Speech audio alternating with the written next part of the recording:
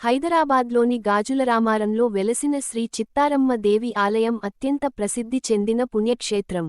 పేద, అణగారిన వర్గాల ఆరాధ్య దైవంగా కొలువైన చిత్తారమ్మ తల్లి, భక్తుల కొంగుబంగారంగా ప్రసిద్ధి చెందింది.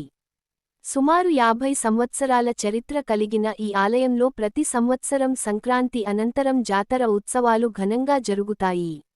ఈ జాతరలో తెలంగాణ నుంచే కాకుండా ఇతర ప్రాంతాల నుంచి భక్తులు పాల్గొంటారు. ఈ ఆలయం సుమారు 50 సంవత్సరాల చరిత్ర కలిగి, స్థానికులచే నిర్మించబడినట్లుగా తెలుస్తోంది. దేవి శక్తివంతమైన రూపంగా భక్తులు విశ్వసిస్తారు. ప్రతి సంవత్సరం జనవరి నెలలో, సంక్రాంతి పండుగ తర్వాత చిత్తారమ్మ జాతర ప్రారంభమవుతుంది. ఈ జాతర 9 రోజుల పాటు అత్యంత వైభవంగా జరుగుతుంది. తెలంగాణలో అత్యంత ప్రాచుర్యం పొందిన జాతరలలో ఇది ఒకటి. వేలాది మంది భక్తులు అమ్మవారిని దర్శించుకుని, మొక్కుబడులు చెల్లించుకుంటారు. ఒకప్పుడు గాజులరామారం అంతా నిర్జీవ ప్రాంతంగా ఉండేది.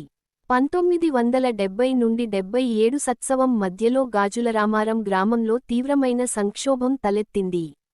గ్రామ ప్రజలు ఆరోగ్య సమస్యలతో, వర్షాలు సరిగా పడక, రైతులు పండించిన పంట సరిగా చేతికి వచ్చేది కాదు.